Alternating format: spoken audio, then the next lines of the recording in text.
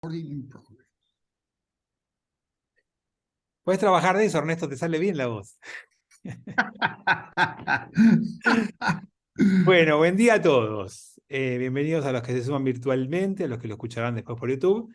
Hoy es 6 de julio y quiero empezar un poquito con con el último capítulo de Yoshua, que está compartiendo con nosotros hace unos meses este viaje, y que empieza a cerrar esa aventura de conquista de la tierra de Israel.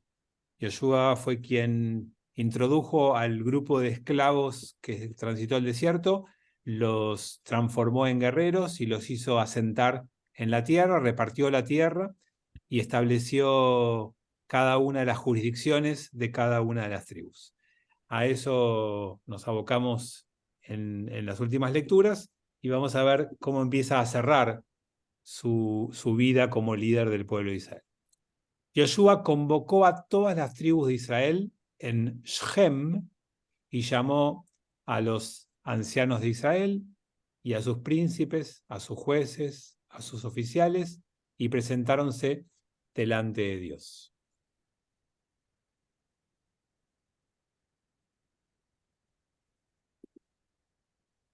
Bueno, cerrando su etapa de liderazgo, reúne a los referentes del pueblo de Israel, ahora vamos a repasar quiénes son, en un lugar llamado Shechem, que alguien sabe dónde queda actualmente hoy esta ciudad. Bueno, es una de las ciudades de Cisjordania, donde hoy están los conflictos entre Israel y los palestinos que están atravesando estos días, no sé si están un poquito al tanto. Allí es donde radica parte de los conflictos. Hoy es una de las ciudades más importantes de la autoridad palestina, de Cisjordania, del norte de Israel, es el noreste en términos geográficos. Entonces, en esa ciudad, que en aquel momento funcionaba como centro de la vida judía, vamos a convocar a ancianos de Israel, ustedes saben que eso significa sabios, a los príncipes, que son las autoridades de cada una de las tribus, a sus jueces y a sus oficiales, para tener una reunión de cierre de su vida. Y dijo Yoshua a todo el pueblo: así dice el eterno Dios de Israel: vuestros padres desde antaño habitaron del otro lado del río, del Éufrates, Teraj, padre de Abraham y de Nahor, y servían a dioses extraños. Entonces, acá empieza la épica de una despedida. Yoshua, cuando cierra su mandato, no termina haciendo una evaluación de su gestión. ¿Vieron cuando un gobierno llega a su final o alguien termina un mandato? Habla de la gestión y algunos incluso hablan de la pesada herencia que recibieron. Pero Yoshua va a hablar desde el inicio de la conformación del pueblo. Yo les conté que todo el libro de Yoshua era el intento de mostrar que el libro de Yoshua era la continuidad lógica de la Torá. ¿Se acuerdan que se emparentaba todo el tiempo con Moshe y repetía desde actos o palabras o ideas de Moshe y quería todo el tiempo parecerse a un continuador legítimo de Moshe? Bueno, acá lo que va a intentar hacer ya es un paso más y es decir, no, esta es la línea sucesoria desde Abraham. Yo no solo continúo la tarea de Moshe, sino que soy uno más, un eslabón más de esa cadena que empezó Abraham. Y va a citar a alguien que tal vez ustedes no sé si se acordaban el nombre. Pero ¿quién era Teraj? El papá de Abraham. Al papá de Abraham, que no es muy mencionado en la Torá, que aparece solamente en el capítulo 11, en lo previo a que el 12 de Bereshit es donde aparece Abraham y donde se instala con su camino y con su recorrido y con su vida. Bueno, él arranca desde la mención de Teraj y de Abraham con su hermano Nahor. Y hay un intento fuerte, como siempre, de esto. A veces nos preguntamos, ¿por qué el pueblo judío está tan obsesionado con la continuidad? Con la continuidad. Bueno, por esto. Pues ya la Torá nos muestra esto desde muchos aspectos. Ser judío desde la Torá, desde el comienzo, desde el inicio y desde la manera en la que lo describe es que uno es un eslabón que se engancha con los eslabones que vienen antes. No empieza con nosotros. Por eso la tradición, por eso la historia y por eso la Torá tienen tanto peso. Porque no empieza la vida con nosotros y no empieza la historia con nosotros, cosa que nos viene bien recordar a las personas del siglo XXI que vivimos como si todo empezara con nosotros y todo es tan nuevo que es último y lo anterior no existe, no sirve y demás. Bueno, acuérdense que Abraham había nacido como hijo de Teraj en Ur de los Caldeos, y allí para llegar tuvo que atravesar el río Éufrates, por eso se llama hebreo, Ibrí, el que viene del otro lado, Me'eber, y había atravesado el Éufrates para llegar a la tierra prometida, a la tierra de Canaán, y le recuerda también que en ese comienzo eran todos politeístas, dioses extraños. Y yo tomé a vuestro padre, a Abraham, desde la otra parte del río, y lo conduje por toda la tierra de Canaán, y aumenté su descendencia y le di a Isaac. Y este es Dios hablando, por supuesto, Yoshua citando a Dios. Dice que fue Dios el que eligió a Abraham, el que lo hizo cruzar el río, el que le dio esta tierra de Canaán y el que le hizo aumentar su descendencia. Y eso es la razón que justifica que Yoshua haya conquistado esta tierra. La hice porque le pertenecía a mi tatarabuelo llamado Abraham. Y a Isaac le di a Jacob, y a Jacob y a Isab le di a Jacob, perdón, y a Isab, le di el monte de Seir para que lo poseyese, mas Jacob y sus hijos descendieron a Egipto. Acuérdense que Jacob y Isab eran los mellizos que se pelearon y que Jacob heredó de su papá Isaac y Isab quedó con menor herencia y le dio una tierra que se llama Seir. Y yo les conté en la charla de antisemitismo que tuvimos hace poco en Lambro, no sé si alguno la recuerda o estuvo, que Seir y Sear en hebreo es la misma palabra. ¿Y alguien sabe qué es Sear en hebreo? Pelo. Acá Pucci dice, yo sé, yo sé. Sear es pelo. Y eso que a algunos nos falta y otros tienen de más, es lo que caracterizaba a Isab. Acuérdense que la Torá dice que Isab Uno era era peludo peludo y le engañó al padre. y Jacob era lampiño. Entonces, que Isab, el peludo, haya recibido la tierra de Seir, que es pelo, es obviamente simbólico como todo lo que aparece en la Torá con todos los nombres que tenemos de esa característica. Entonces, ahí se marca la diferencia entre la tierra que va a heredar el hermano que sale del clan y la tierra que va a heredar el pueblo de Israel en forma completa. Quiero decir que se nos fue la playa. Se tiró al mar, parece que el que estaba en la playa se fue al mar, porque se desconectó. O debe tener problema de conexión. Refrescar un poco. Se fue a refrescar. Sí, Armando. ¿Qué significa que heredó la tierra de Sear, de los pelos? ¿Cuál es No, el significado? así se llama una tierra que está en lo que no era Israel, en la parte más de Jordania. Los pueblos que habitaban allá, que eran los enemigos clásicos de Israel de aquel momento, ese era uno de esos pueblos. Ese es el nombre del pueblo y de la tierra, evocando el origen de Isab como el fundador de esa zona. Cuando Isab se separa de su hermano Jacob y se va, funda la tierra de Seir. Bueno, entonces los hizo aumentar en posesiones y les dio a sus descendencias, y Jacob descendió a Egipto. ¿Se acuerdan? Con Yosef. Y yo envié a Moshe y a Aarón y herí a Egipto tal como lo hice en medio de él y después os saqué. O sea que lo que tenemos acá, además de un vínculo con Abraham, es un pequeño relato histórico del pueblo de Israel. Les cuento, por si les interesa, que empecé a grabar un podcast con la historia del pueblo de Israel, que va a tener, me imagino, unos 10 episodios, 10 capítulos, para que puedan escuchar mientras caminan, mientras corren, mientras manejan, mientras están haciendo otra cosa. Va a salir, ya grabé los primeros 2 y esta semana que grabo 2 más, de la historia del pueblo judío desde Abraham hasta hoy. Acá tenemos un mini resumen. Qué rápido, qué resumen. El Sí. machete. El resumen que está acá en la Torá es más corto todavía que el mío.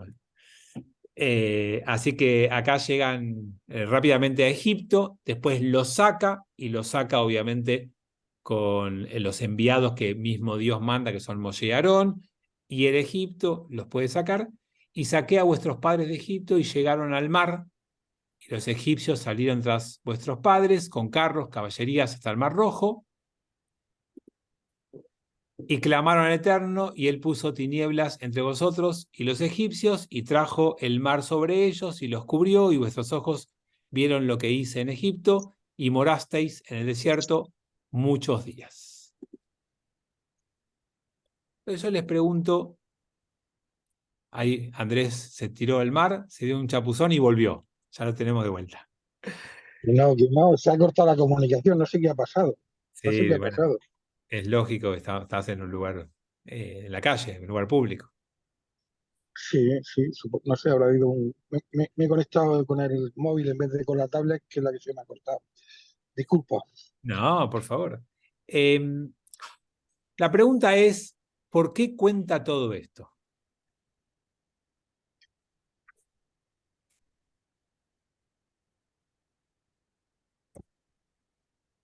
No, no está todavía, va a estar en Spotify, pero cuando salga yo les cuento, Pato.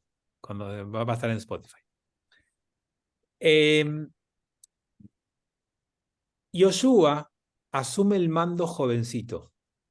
Y cuando Yoshua asume el mando, Moshe previamente hace un discurso de despedida, que es todo el libro de Devarim. ¿Por qué? Porque Moshe se siente mayor y hay toda una generación nueva que creció sin haber visto los milagros de Egipto. Entonces Moshe le cuenta a esa nueva generación todo lo que no vivieron. Bueno, ahora Yoshua, que está llegando al final de su vida, ve que el pueblo está conformado por una cantidad de gente joven que no vio y que no estuvo ni siquiera cerca, ya hay una generación más, con los milagros de Egipto y del desierto. Entonces, esa es la obsesión judía, contar tu historia para los que no la vivieron. Tenemos que relatar y contar cuando aparece una nueva generación para que todos conozcan la historia de donde vienen. Porque nosotros entendemos que tu identidad en parte se constituye no solamente de las cosas que vivís, sino de las cosas que pasaron para que vos puedas llegar a vivir lo que estás viviendo. Entonces Yoshua, antes de irse, quiere tomar a la gente más joven y contarle gran parte de lo que esa gente no vivió y Yoshua sí vivió. Por eso el pueblo judío tiene tanto respeto por sus mayores, porque conocen la historia, porque vivieron la historia. Y la generación del siglo XXI, los chicos, los millennials, los centennials, los digitales, los hijos de los últimos años, no tienen mucho cariño por la historia y no tienen mucha veneración por los adultos mayores. Y no quieren muchos adultos mayores porque no conocen sus tecnologías y porque no tienen el acceso que ellos tienen a ese conocimiento. Pero sí tienen el conocimiento de la historia y de la vida que ellos no tienen. Y el pueblo judío en esto es contracultura. Hay veces que uno tiene que adaptarse a la cultura que nos rodea y tratar de dejarse llevar en el medio de esa cultura, y otras veces uno tiene que hacer de contracultura. Sí, Ernesto. siguiendo lo que decís, no solamente los chicos son, o los jóvenes, me parece que es una sociedad de donde está armado mucho como lo obvio, ¿viste? Como que todo está, ¿viste? No hay historia, no hay, todo está dado, no se hace referencia a orígenes, ¿viste? A antigüedad, a historia, como vos estás diciendo. No sé, me parece. Lo veo todos los días eso. Porque hay tanto estímulo informativo permanente que te bombardean tanto que la intención es que lo nuevo reemplace a lo viejo lo más rápido Correcto, posible. Y entonces correcto. no hay nada de valoración hacia lo anterior. Y fíjense que las noticias no duran nada.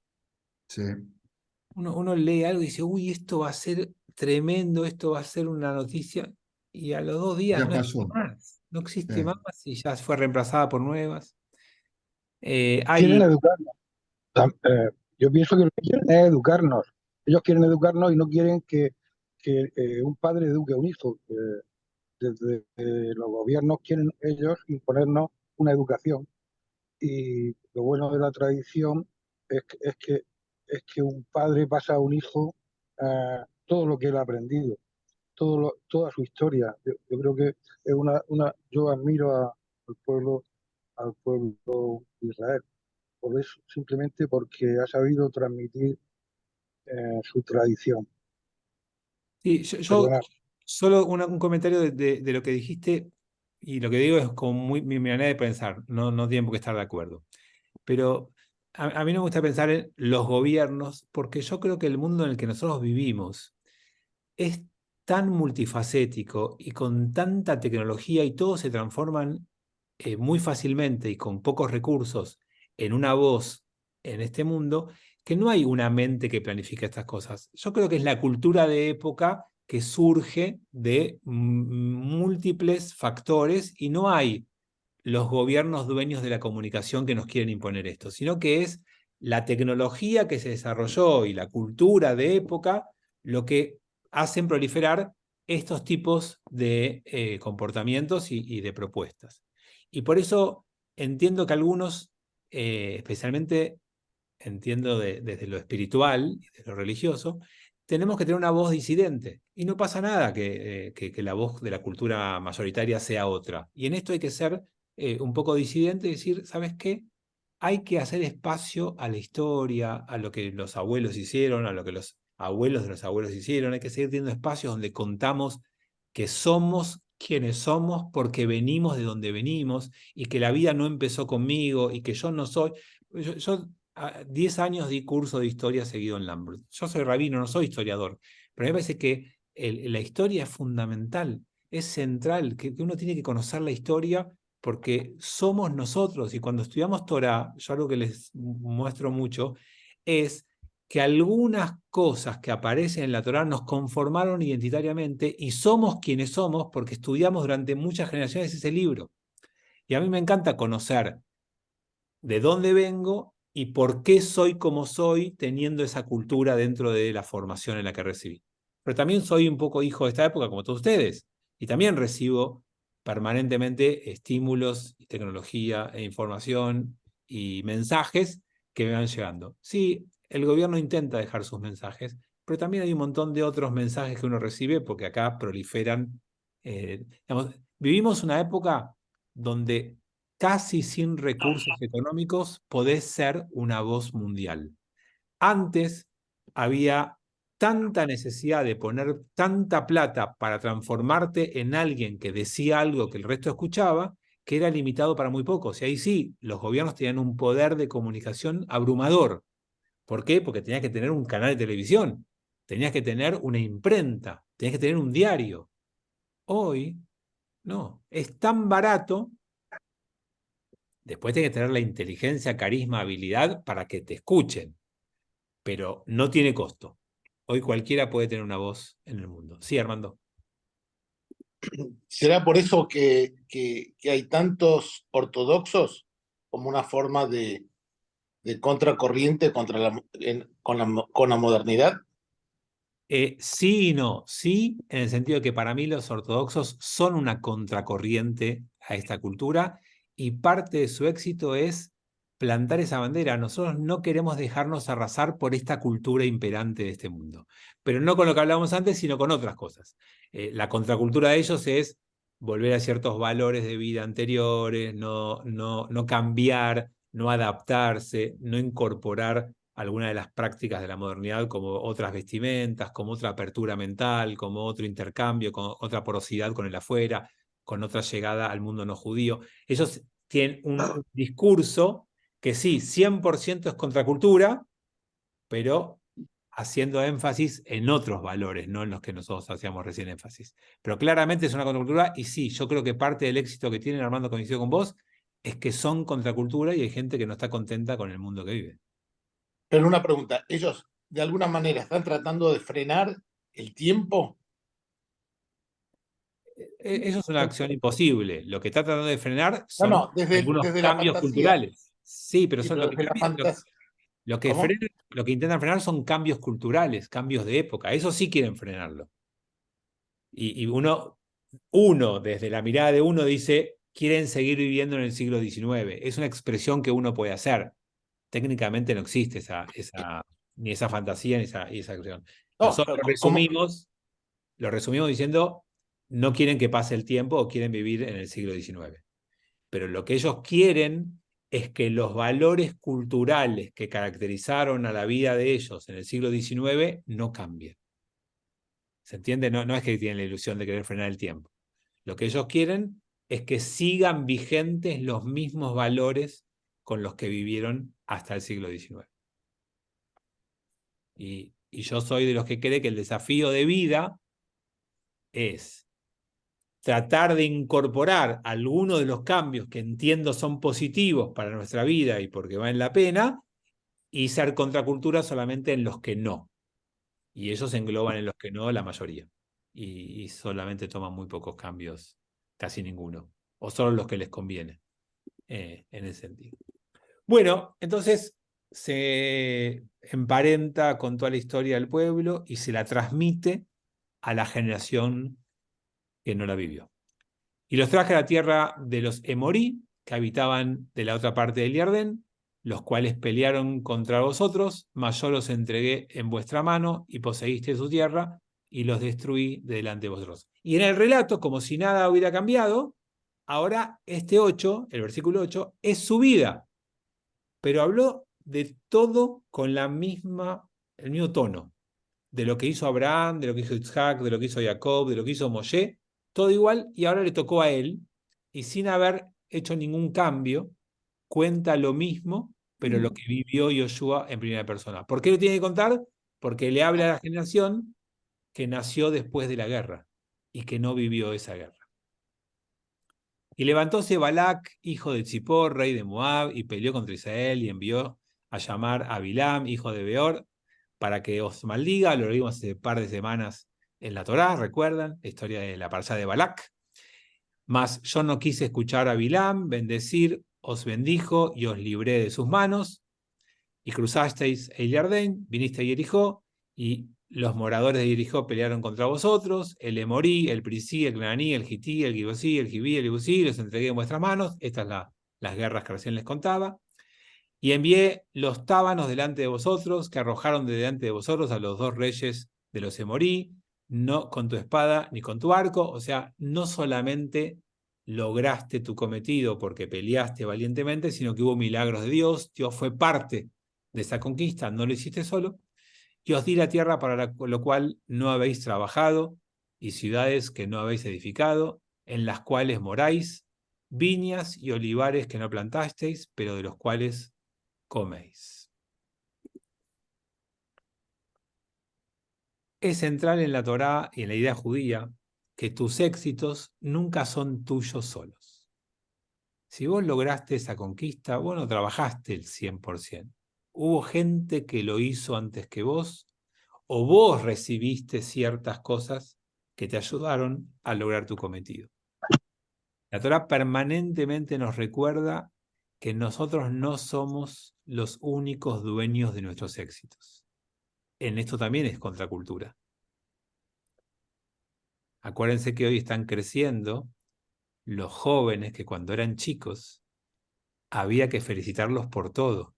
Y todo era un logro, y todos medallas, y todos premios, y todos reconocimientos, porque había que darle autoestima a los chicos. Y es una generación que creció con papás diciéndole a sus hijos, te felicito, bien, bien, bien. No estoy diciendo que esté mal.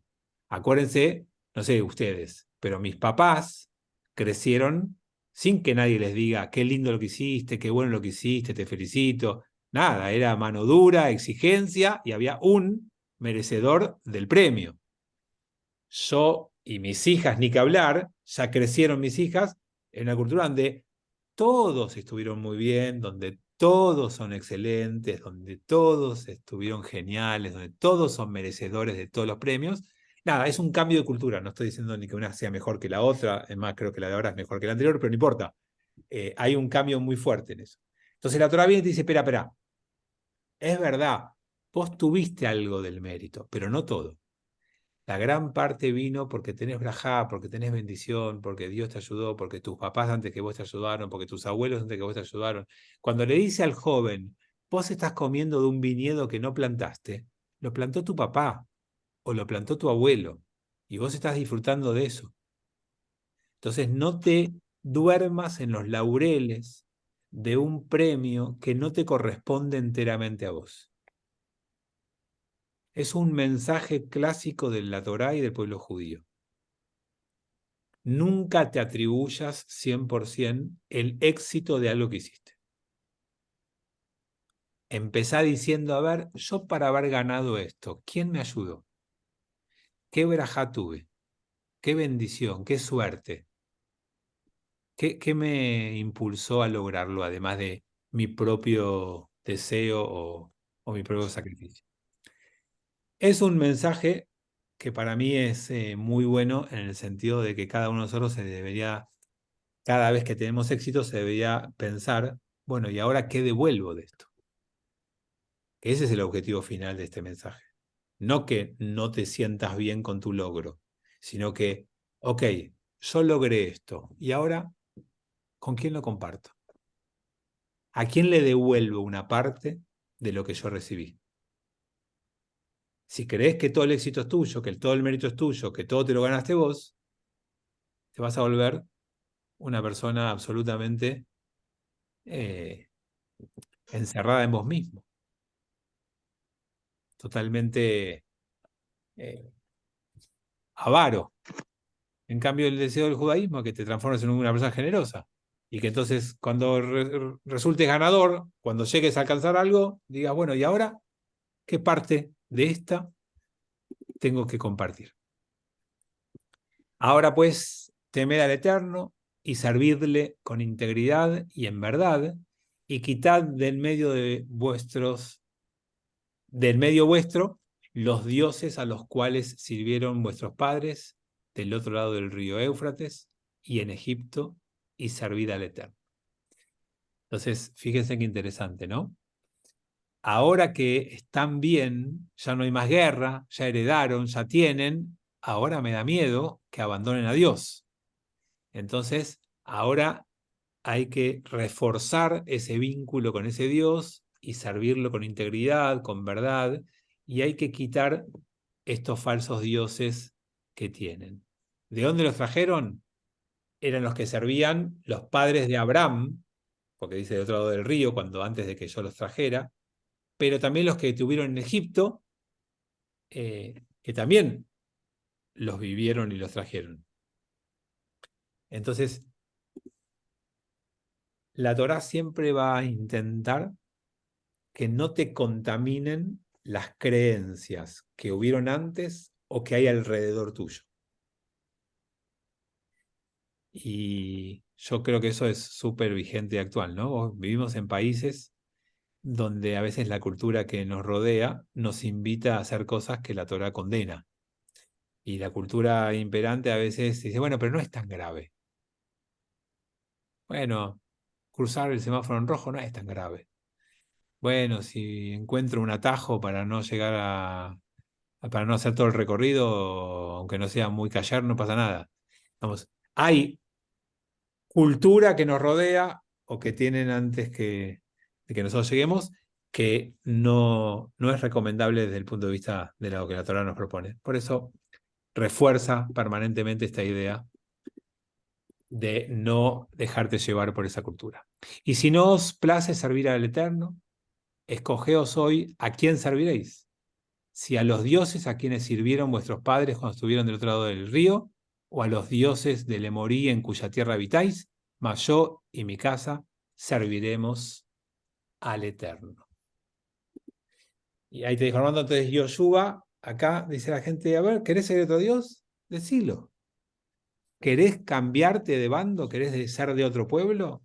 Asumilo y decilo. No te quedes y practiques lo contrario.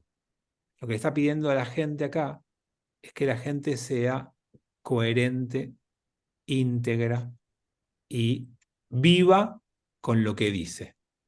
No que diga una cosa y que haga otra. Armando. Vos habías usado la palabra Eber del otro lado del río, Me'ever, sí.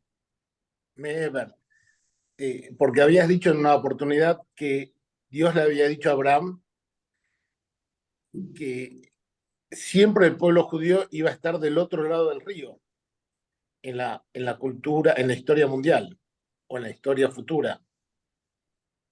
Sí, no sé si lo digo como terminante, pero es muy significativo que nuestro nombre sea Ibrí, hebreo, que significa del otro lado, y que por un lado se nos puso porque veníamos del otro lado del río, pero por otro lado es porque hay una cultura mayoritaria imperante y nosotros estamos Meber, de otro lado, no tenemos que ser como la mayoría. No nos piden que nos adaptemos a lo que la mayoría piensa, sino que mantengamos nuestras creencias, aunque nos sintamos del otro lado del río, o sea, minoría. No lo quiero decir en términos de estamos condenados a eso, pero nos pasó eso. Es muy raro. Nos llamamos hebreos, entendemos que el nombre hebreo es porque todo el mundo era politeísta y Abraham estaba del otro lado, creía en un solo Dios, pensaba algo distinto y estaba en otro lado que todo el mundo, y hoy seguimos así. La mayoría del mundo piensa de una manera y el pueblo judío piensa de otra en algunos aspectos. Por otro lado, ese monoteísmo que Abraham descubrió y que en ese momento era distintivo de él, hoy reina en Occidente en la mayoría de la gente.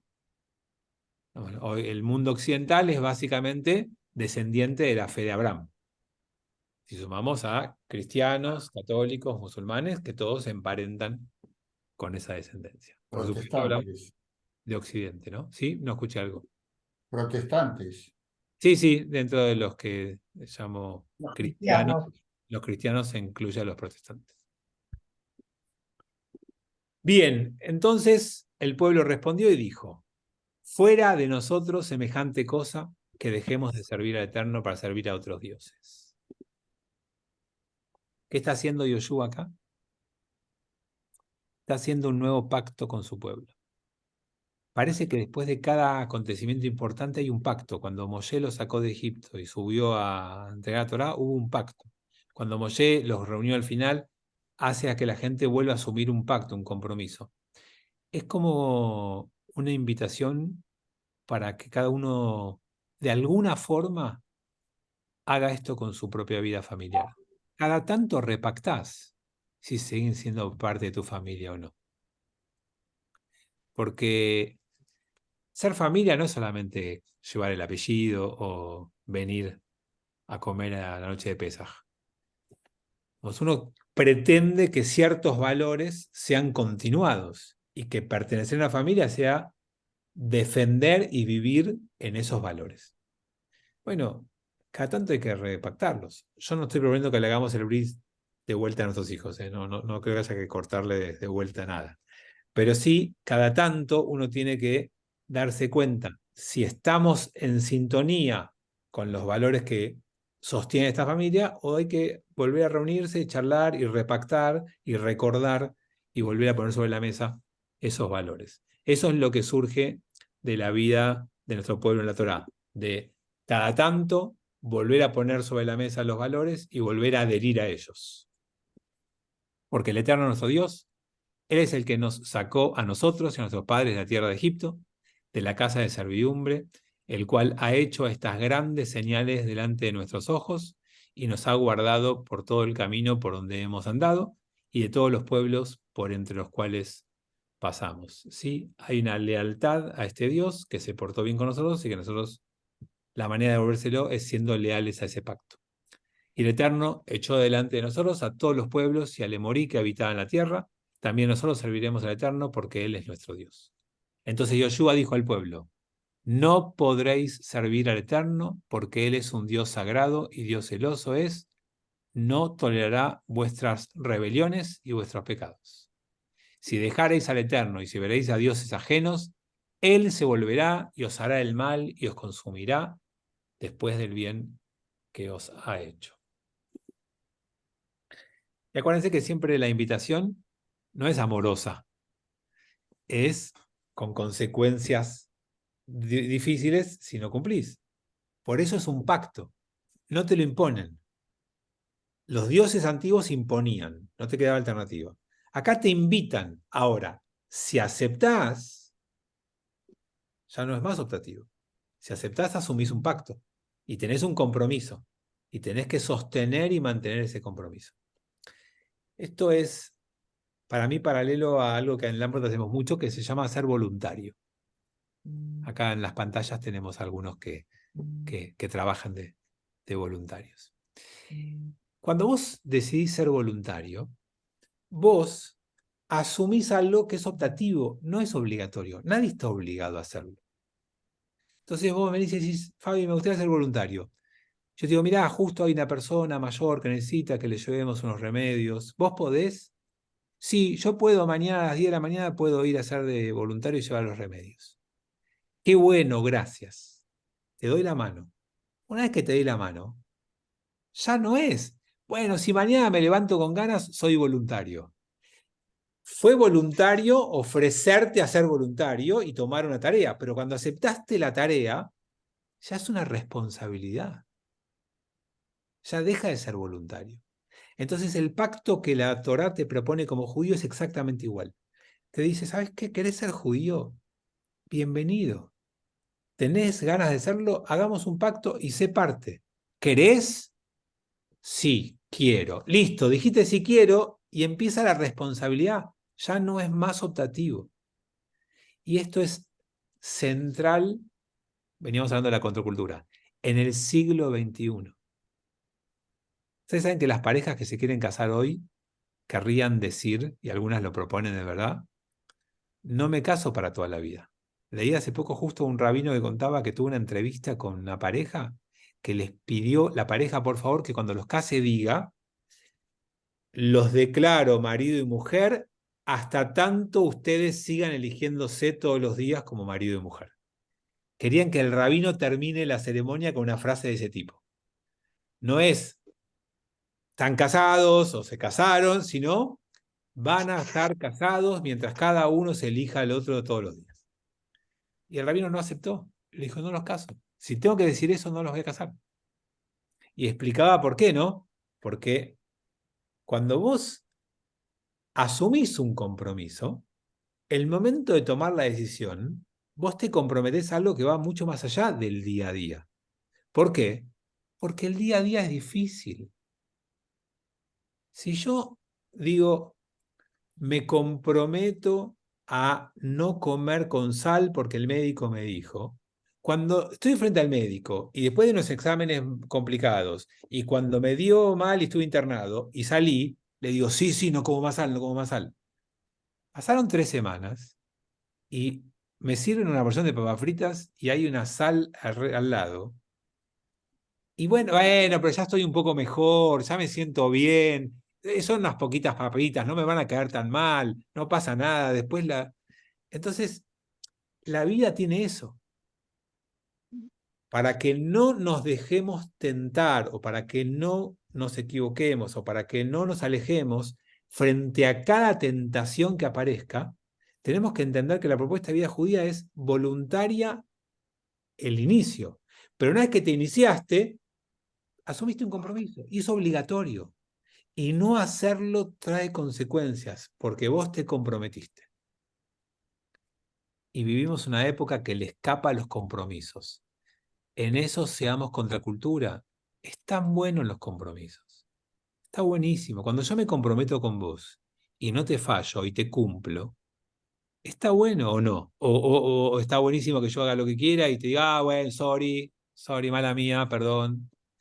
Me pintó otra cosa, ¿no? Es que justo un poquito de viento, me fui a hacer kite, que Torá, ¿no? Justo había un poco de viento y me fui a la playa. Entonces, la verdad es que asumir compromisos tiene esto. Pacto y es voluntario, pero cuando pacto es obligatorio. Y tengo mis responsabilidades. Y tengo mis consecuencias. Y eso en la Torá siempre es, bueno, que si te alejas te va a ir mal y te vas los castigos. Es la manera en la que la Torá y esa época entendía esto. Y dijo el pueblo a Yoshua, no, sino que al Eterno serviremos. O sea, es optativo. Y la gente renovó el pacto y estuvo de acuerdo a servir a Dios y seguir con fidelidad. Y Yoshua respondió al pueblo, vosotros sois testigos contra vosotros mismos de que habéis elegido al Eterno para servirle. Y ellos respondieron, testigos somos. ¿Sí? Esto es algo que vos asumís y que asumiéndolo te comprometés y tenés consecuencias si no lo haces. Ahora pues, quitad los dioses ajenos que están entre vosotros e inclinad vuestro corazón al Eterno Dios de Israel. Y el pueblo respondió a Yoshua, al Eterno nuestro Dios serviremos y su voz obedeceremos. Entonces Yoshua concertó un pacto con el pueblo en ese mismo día y puso los estatutos y leyes en la ciudad de Shechem. Y escribió Yoshua estas palabras en el libro de la ley de Dios, y tomó una piedra grande, levantóla allí debajo de un roble que estaba en el santuario eterno, y dijo Yoshua a todo el pueblo, he aquí que esta piedra será para vosotros por testigo, pues ella ha oído todas las palabras del Eterno que él ha hablado con nosotros, y será testigo contra vosotros para que no renegaréis de vuestro Dios. Entonces, dos cosas. Hizo un pacto, y después del pacto hay un libro y un recordatorio. Lo que vos acordaste se escribe y se simboliza con algo que perdure. ¿Por qué? Porque tenemos poca memoria, porque somos corruptibles, porque nos olvidamos fácilmente, porque nos tentamos fácilmente, porque no quedamos que era a las 10 de la mañana, quedamos que era cuando me levantaba. No era tan nunca con sal. Cuando había papa frita de McDonald's podía ser con sal. Uno después va adaptando, va queriendo. Entonces, para que no pase eso, para que no haya esas cosas, hay un escrito, un libro, que es el libro de Yoshua, y hay una roca, que es el símbolo de lo que perdura y de lo que queda como recordatorio de que hay un libro. Amigos, somos el pueblo del libro desde el comienzo. La Torá habla del libro, ahora Yoshua habla del libro, ponemos por escrito y hacemos que eso que ponemos por escrito sea algo que hay que leer, estudiar, repasar, volver una y otra vez para no olvidarte, para no alejarte. Yo se los conté una vez. Está estudiado hoy en día que cuando vos volvés a un mismo texto y lo lees, tu vida se comporta más cercana a ese texto. Se los voy a recordar en qué ejemplo se los dije. Hay un estudioso del comportamiento humano que se llama Dan Ariely, que es un israelí que estudia mucho el comportamiento humano. Entonces, en las universidades buscaba jóvenes y hacía experimentos y los replicaba en un montón de situaciones para ver si eran realmente aplicables a todas las personas. Y uno de esos experimentos era hacer que la gente que estaba en sus propuestas de grupos tuviera la posibilidad de robarse algo. Entonces los dejaba en una propuesta de una actividad y a un costadito dejaba, por ejemplo, plata o latitas de coca, cosas que no tuvieran dueño, que no hubiera nadie que los veía, y veía cuánta gente se los llevaba. Y tenía un número, ¿no? Sabía que en grupos de 30 personas, donde había esa posibilidad, no me acuerdo los porcentajes, voy a decir cualquiera, ¿no? Un 20% de la gente se llevaba lo no propio cuando tenía posibilidad. Entonces, después hacía el mismo experimento, pero antes de soltarlos y dejarlos libres para que pasen por ese lugar y se vayan, les leía los 10 mandamientos. Entonces, cuando les leía los 10 mandamientos y la gente se iba, el porcentaje de gente que estaba dispuesta a robar bajaba un montón. Solamente con recordarles, no robarás, alcanzaba para que cuando se fueran de ahí, teniendo la misma posibilidad que antes, en ese caso, haya menos gente dispuesta a llevarse lo no propio. Por supuesto que si pones a todos los políticos y les lees los 10 mandamientos no va a cambiar nada. Pero en general uno puede entender que los textos que estudiamos nos van conformando y lo que leemos y de lo que hablamos y de lo que escuchamos y de lo que nos rodeamos va delineando algo de nuestro comportamiento. Entonces, por eso se descubrió que los grupos ayudan mucho a la gente con adicciones. Porque escucharte y hablar con otros y conversar del tema te va renovando el compromiso que hace falta tener siempre. Bueno, los textos hacen eso. Y el pueblo judío ama los textos en parte por eso. Porque enfrentar a un texto todo el tiempo va moldeando tu ser. A mí por eso me encanta tener estos espacios con los textos frente a ustedes. A mí me encanta que vean los textos. Que tengamos un texto y que lo compartamos, porque el texto moldea tu espíritu. Y el mío también. Y enfrentarnos a los textos es maravilloso. Fabián, Sí. ¿la circuncisión es un recordatorio o es un pacto? ¿O las dos cosas? Bueno, la circuncisión es un pacto. Eso no hay duda porque se llama Brit Milá. Pacto de la circuncisión. No se llama circuncisión, se llama Brit Milá. Es un pacto que tiene una idea de generar un cambio en tu cuerpo que lo veas y te ayuda a recordar el pacto. Pero lo central ahí es el pacto. O sea, lo más importante ahí es que tuviste un pacto. Y después ese pacto lo tenés en un lugar que te recuerda que pactaste.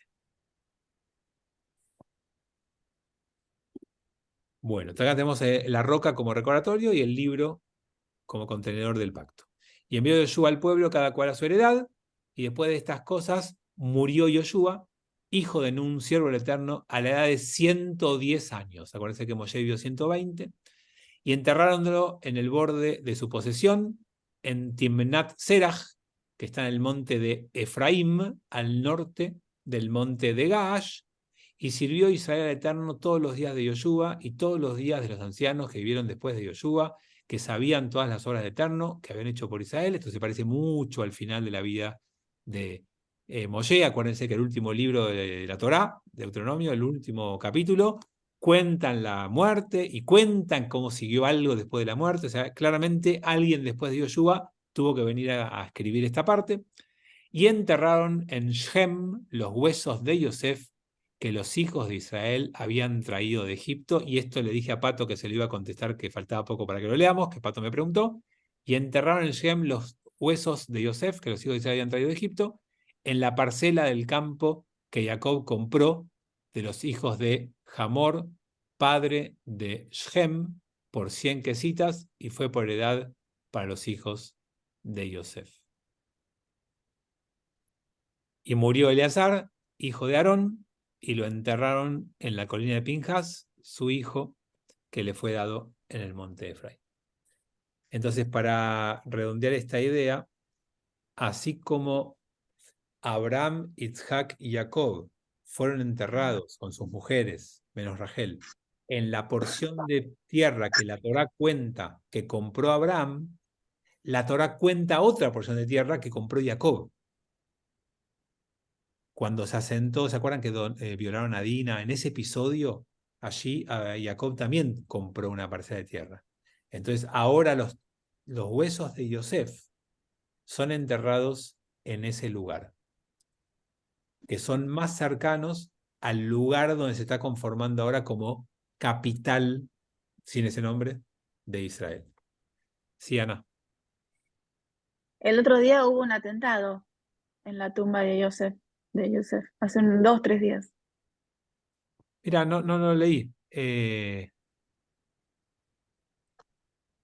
Sí, bueno, en estos días está habiendo muchos conflictos y ayer hubo en Tel Aviv, pero no había escuchado lo de Yosef. mientras lo buscás, Pato, ¿qué querías decir? ¿La tumba de Yosef o de Yoshua son también lugares sagrados o no tienen mayor importancia? Sí, tienen, por supuesto, sí. Ah, sí. No es Meat Machpelah, o sea, el lugar de mayor santidad en todo esto, lejos, es Hebrón con Meat Machpelah. Ese es el lugar de mayor visita de gente y de redes, pero son lugares que existen y que son venerados también. ¿Shem? ¿Dónde queda Shem? Shem en Cisjordania, en el norte. Samaria. Sí, se llama Yehuda y Shombrón en hebreo. Bueno, acá está en Twitter. Fue hace 2, 3 días. ¿Qué dice? ¿Qué pasó? Que había 2 judíos rezando y bueno, se empezaron a tirotear, unos palestinos le empezaron a tirar y después destrozaron la tumba por segunda vez, creo que este año. Hicieron destrozos. Wow, Acá hay mira, fotos. no Sí.